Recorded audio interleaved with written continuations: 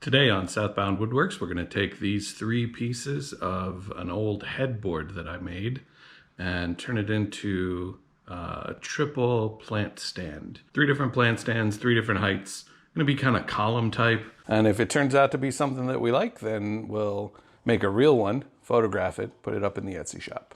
So the first thing we're going to do is measure 18 inches from the blade. That's right there. And then I'm going to screw a stop block down right at the 18-inch mark.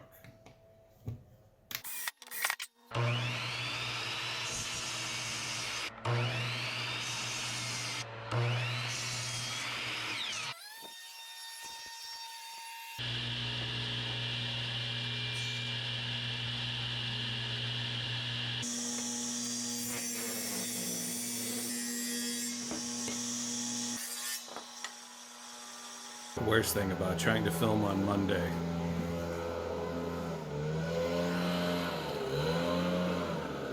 Hours of blowing. So I borrowed the wife's basting brush.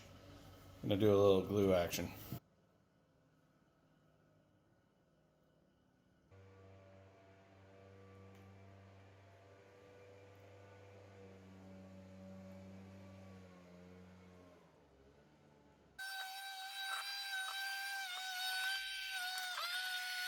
I'm also going to glue up these two pieces that are 22 1/4 long to make a 3x3 center post for the larger plant stand.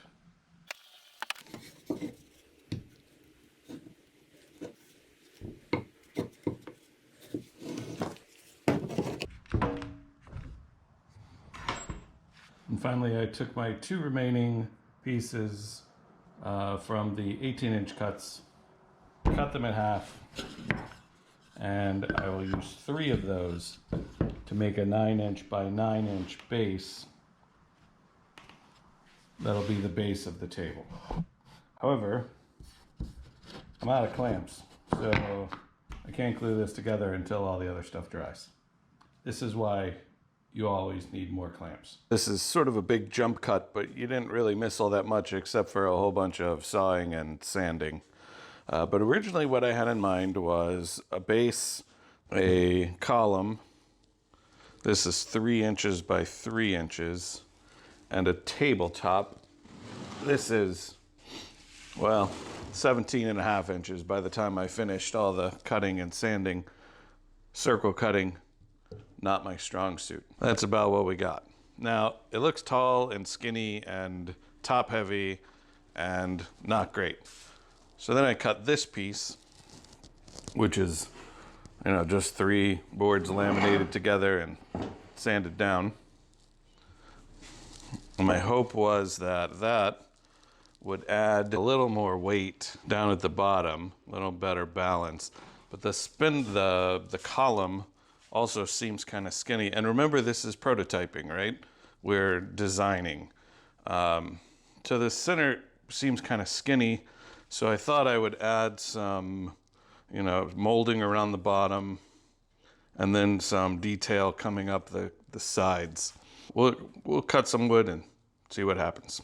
So I'm going to put a small chamfer on the edge here. I'm thinking 30 degrees.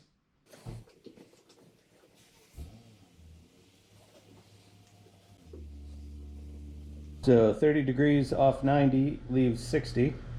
So we're at a 30-degree bevel.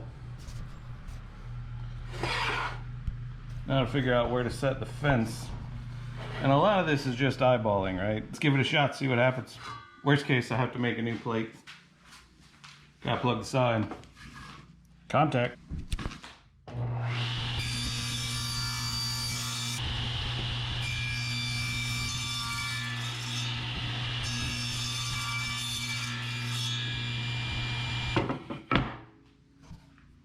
All right, chamfer cut. Looks pretty good. That corner's a little bit sandpaper required. We're pretty tight over here. Overall, I think it's gonna be a nice detail. A liberal application of glue.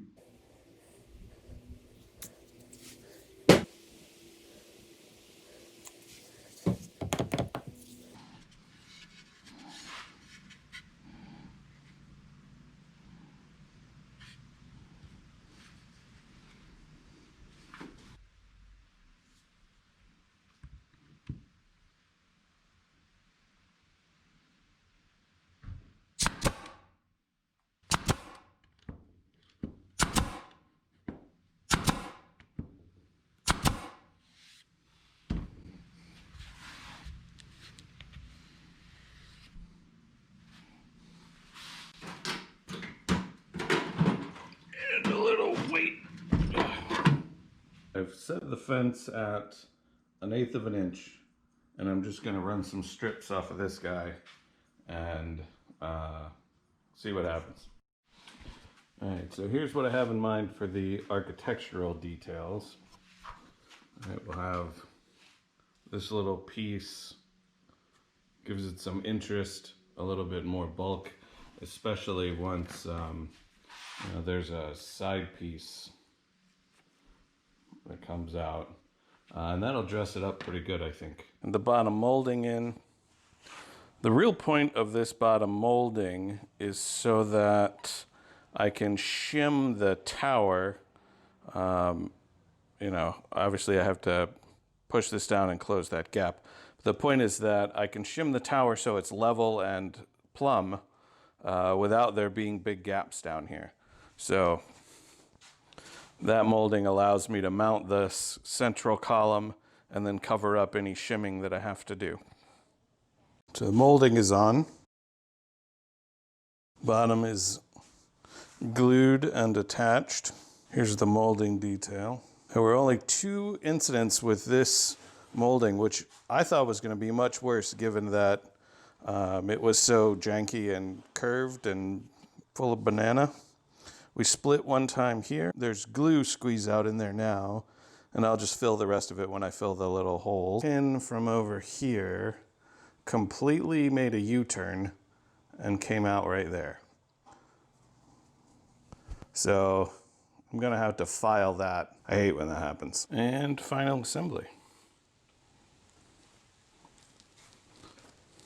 The tabletop is level. The table that I'm building on is not perfectly level, but the bubble matches when you put it just on the table.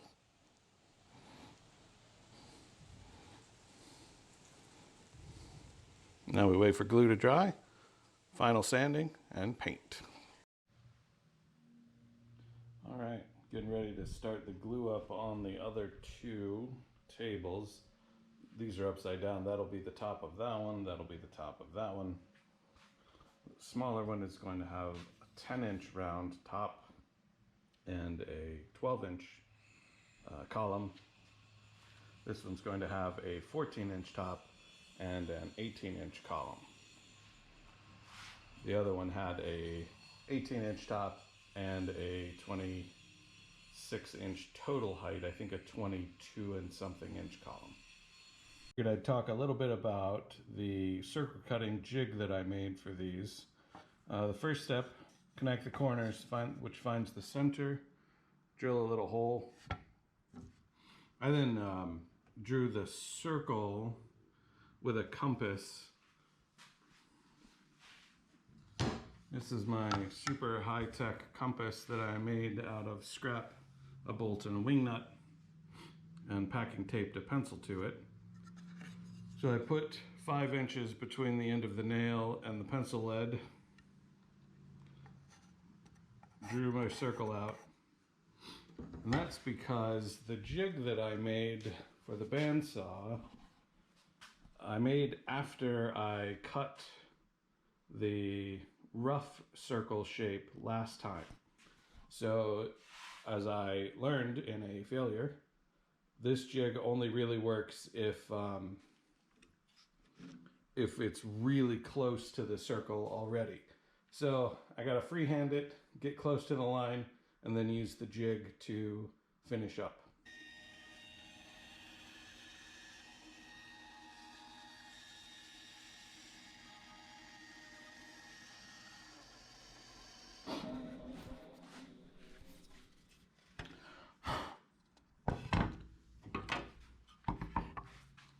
So then I put several marks.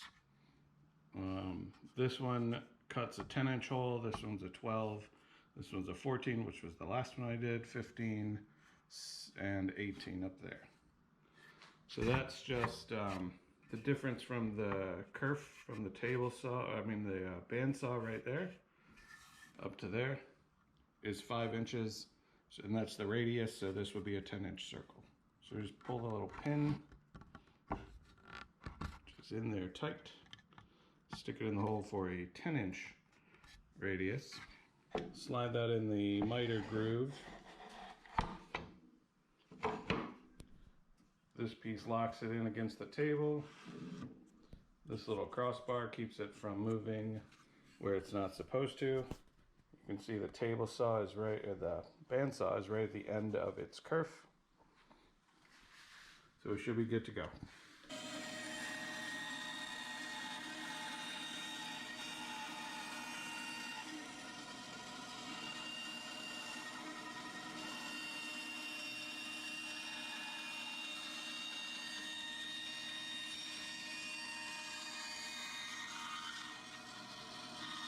And there we have it, only a sort of flat side. So this is the extension base that I made, well, I made this one today, but like the one I made yesterday when the table felt too tall and skinny. And I don't have a planer or a jointer, but I do have a belt sander. So I just clamp the belt sander to the edge of the workbench, lock it on, and go to town. So I wouldn't want to do anything big this way, but this is 8 3/4 by 8 3/4. It's not so bad. Anything much bigger than this though, and you're gonna be so far out of level. But all I'm really trying to do is just clean up and even up the glue joints where there's a little bit of a lip, not much, so it won't take very long at all.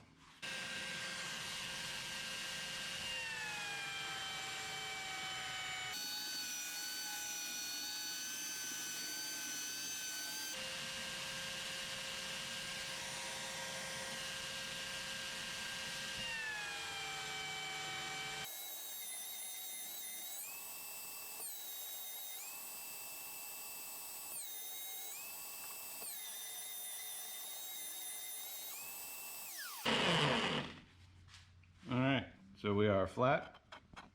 No more lips. Got both sides done. That only took a minute? Not so bad at all. I would still buy a planer as soon as I can though.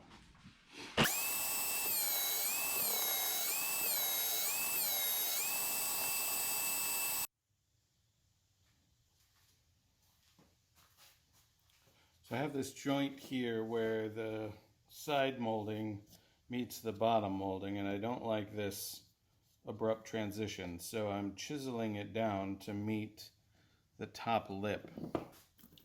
So the first thing I have to do is figure out how far up I want to start the taper, and for that I've just been using the width of this. So we just line it up, pressed up against the bottom molding, make a mark, and that mark gives us the start of our angle downward towards the little tiny lip at the top of this molding. So then it's just a matter of chopping it out. So what works for me is to start with it at a little more than halfway with the chisel at a pretty strong angle, and just give it a couple whacks. Gonna have to find a new camera angle though, because that's obviously gonna shake the table. That's gonna have to do. Best I can do. So we start at a pretty steep angle and just kind of hog off this corner. These are just light taps. I certainly don't want to drive the chisel into the molding. So that got us pretty close, which is good. So now I'm going to go about, again, a little less than halfway back to the line, and at a shallower angle,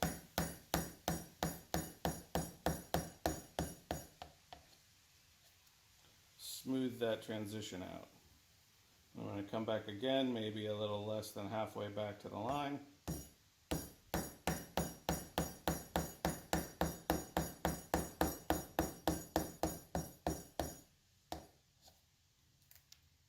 And then we'll go all the way back to the line.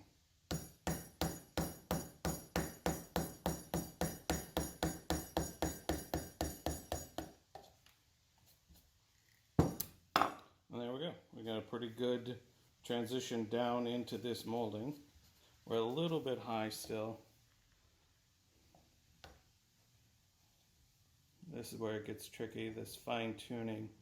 because you don't want to take too much. Little light taps.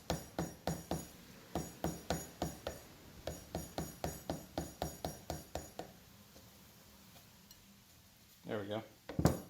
Alright, so we do that on all, I don't know, million little places.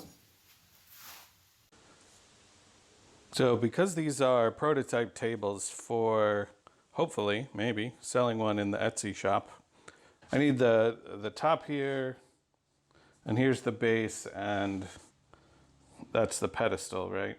I need those to come apart so that I can ship them and it not take up a box the size of the whole table. So to do that, I figured, I first tried those nuts that you embed down in the tabletop and then the screw post, but it was just too flimsy with just one connection. So I moved on to dowels. Now getting dowels to line up and be straight was pretty tough, so I made a jig, which is just, I drilled 2 holes pretty much randomly. I mean, they're exactly 2 inches apart, but you know, they're not square or perfect or whatever because round table. However, on the square base, that didn't work so well. So it's got to be a little crooked. So in order to square it up, I scribed a line on, this is the pinhole from where I cut the tabletop around. So I scribed a line on either side of the pinhole and then scribed a line there. All right, and then I made a line at the middle of the holes on the side. So we can just line that up with these lines. And then the whole edge of this gets lined up with that. And that's how we drill the holes. If you can see down in there, we're pretty straight. So then I just used that over here. And I set it up here. And all of my holes, surprisingly, line up. So I guess it works. I can pack this whole table into a box this size instead of a box that's 26 inches tall or whatever. This is an 18-inch tall table. So a lot of savings in shipping there. So that's why we're doing it this way. If I was making it just for me, then you know, I would probably do something a little different, but I think this is going to be really sturdy, especially once you get some glue in there. I found on Amazon some like ketchup packets of glue, so I could include a couple ketchup packets of wood glue. You put one on this side and then one when you glue the table to the pedestal. So we'll see. All right, we are almost done. One more quick coat of paint and these two will be finished.